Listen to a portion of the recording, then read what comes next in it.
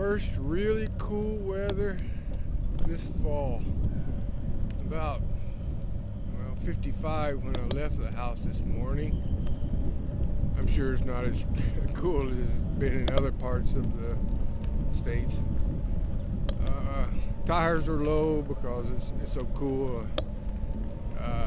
I didn't pump them up. I just riding up to the park, some sections of sidewalks, and wow, it really rides a lot smoother this morning.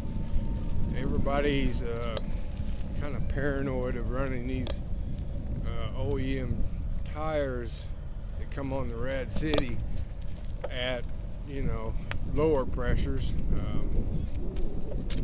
even 30 to 40 psi. Anyway, I've been running mine.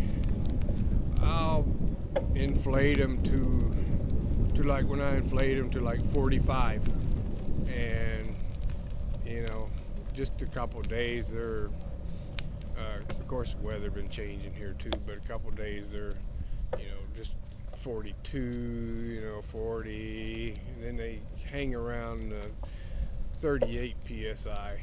They seem to stabilize at that for some reason. I guess a lot to do with the temperatures right now, but I haven't dealt with tube tires in a long time, since I was a teenager. Except on bikes, and they were always higher pressure tires. Anyway, losing my train of thought here. That will be one of the first upgrades I'm going to make to the city is the tires. I'm going to go to the swap. Well, probably not. I'm getting some. I'm going to get some handlebars that are swept back slightly. Not really cool curved way back. Just some mid-rise. I guess that's what you call it. Swept back. Just a little. I don't know what degree it would be. I seen the exact handlebars I want on EBR review today.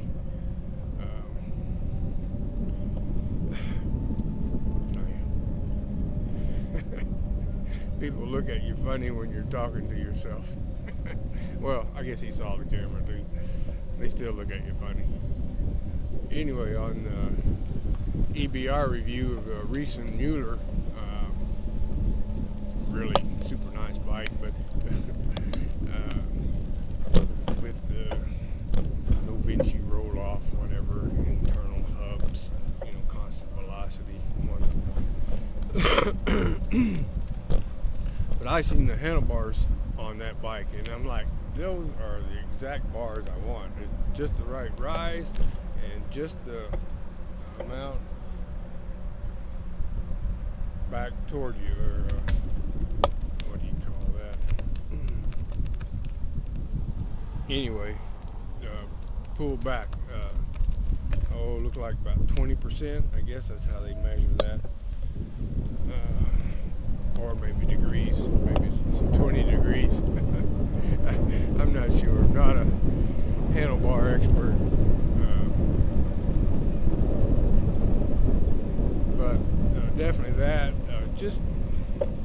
I can move my hand back off my bars.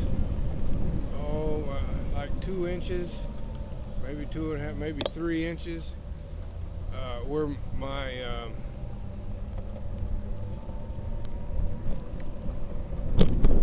just the end of my fingers on the grips puts me at the perfect position, exactly where I want to be at. The bars that come on the RadCity at 16 inch anyway are the mid-rise, almost straight but not completely. I don't know what they are, 10 degrees, something like that. And then they put you in a little more aggressive cycling position, which is good a lot of times. A lot of times that's good, especially when I get on the roads around here. I need to do that seat post. I tell you what, this thing feels really good today. These are just asphalt's kind of messed up right in here. Here would be the real test. This super patch is what I call it. Whoa! Oh man, I don't know what the PSI in these tires are, but it's great. I mean, I don't want to pinch flat or cut a tire, but I don't know, probably right around 30. I think I've run them that low once, and I've got a gauge. I'm going to check. I'm going to pull over here and check and see what they are, especially in the rear.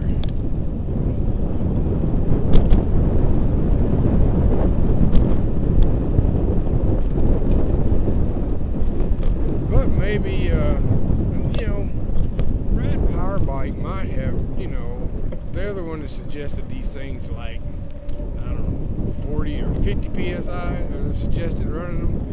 And maybe because people were, you know, going out and, you know, doing stuff like this, just, you know, bashing curbs.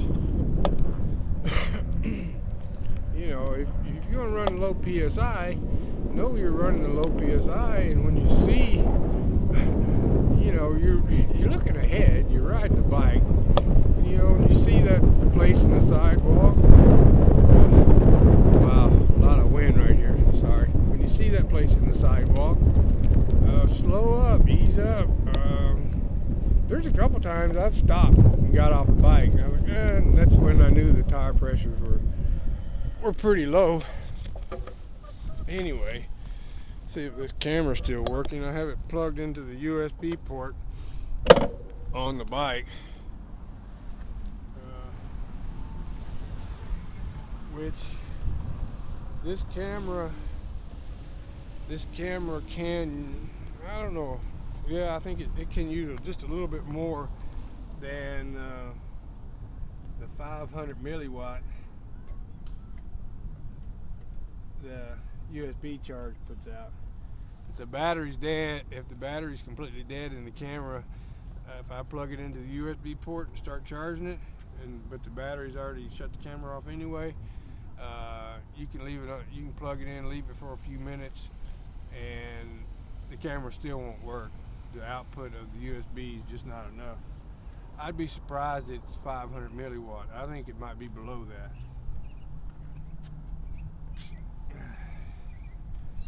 Front tire pressure, just as I thought. They've got down to right around 30 PSI this morning because it being cool. The last time I rode it, they were at between 35 and 38. That's about where I've been keeping them, right in that area. Seem to work pretty good. Let's see what's in the rear.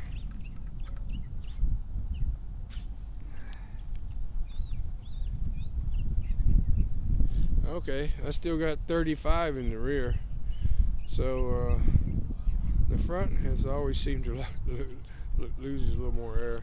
Of course, I don't get it as high anyway, but 35 in the rear. Hey, a lot of these things are like cars. I mean, and how you sit on it, and motorcycles. You don't have to run the same PSI front and rear. I mean, if your weight shifted one way or the other, or you got a rack and panniers and stuff,